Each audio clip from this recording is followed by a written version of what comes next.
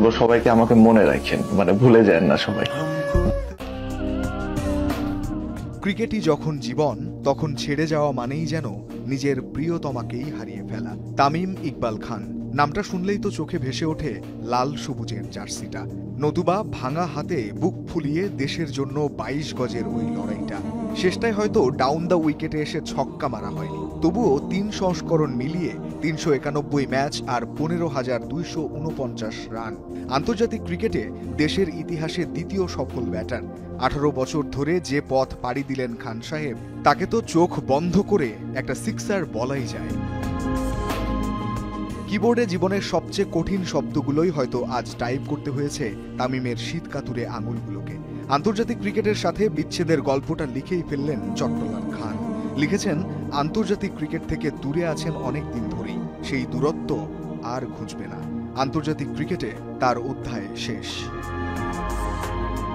তামিম অনেকদিন ধরেই এটা ভাবছিলেন। চ্যাম্পিয়ন্স ট্রফির মতো বড় আসরের আগে দলের মনোযোগে ব্যাঘাত চান না সাবেক অধিনায়ক। আগেও চাননি বলেই সরে গিয়েছিলেন বিসিবির কেন্দ্রীয় চুক্তি থেকে। অধিনায়ক নাজমুল হোসেন শান্ত আন্তরিকভাবেই তামিমকে ফেরার জন্য বলেছিলেন। নির্বাচক কমিটির সঙ্গেও হয়েছিল আলোচনা, তবে তামিম শুনেছেন তার মনের কথা। ২০২৩ বিশ্বকাপের আগে ঘটে যাওয়া ঘটনা তামিমের জন্য ছিল ধাক্কা। ভক্তদের ভালোবাসার ভাবনায় পড়েছেন তামিম। সবচেয়ে বড় ভক্ত আছেন ঘরেই, বাবাকে হিরো মানা আরহাম, যে তার মাকে বলেছে বাবাকে আবার দেখতে চায় দেশের জার্সিতে খেলতে। তামিম ছেলেকে বলেছেন, তুমি যেদিন বড় হবে সেদিন বাবাকে বুঝতে পারবে। ২০২৩ সালের ৬ জুলাই আচমকা আন্তর্জাতিক ক্রিকেটকে বিদায় বলার দিনেও জানতেন সেটা হয়তো নিছকই অভিমান। তবে ২৫-এর ১০ জানুয়ারির গল্পটা সত্যিকারের বিদায়ের। এখন হয়তো তামিমের অপেক্ষা ভিন্ন এক ম্যাচের, যেখানে ডাউন দ্য উইকেটে এসে মারা একটা ছক্কা আছড়ে পড়বে গ্যালারিতে। বিগ স্ক্রিনে নতুন মুখ, নাম আরহাম ইকবাল খান, জার্সির রংটা লাল সবুজ। আন্তর্জাতিক ক্রিকেট থেকে দূরে আছি অনেক দিন ধরেই, সেই দূরত্ব আর ঘুচবে না। আন্তর্জাতিক ক্রিকেটে আমার অধ্যায় শেষ। অনেক দিন ধরেই এটা নিয়ে ভাবছিলাম।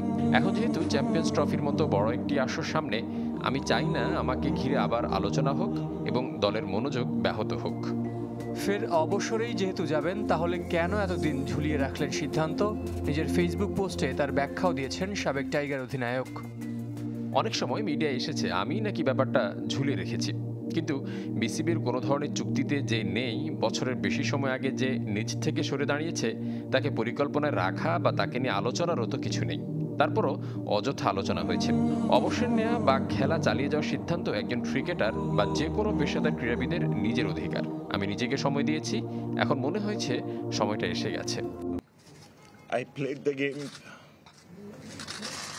এর আগে ২০২৩ ওয়ানডে বিশ্বকাপের আগে সংবাদ সম্মেলন করে অবসর নিয়েছিলেন তামিম ইকবাল।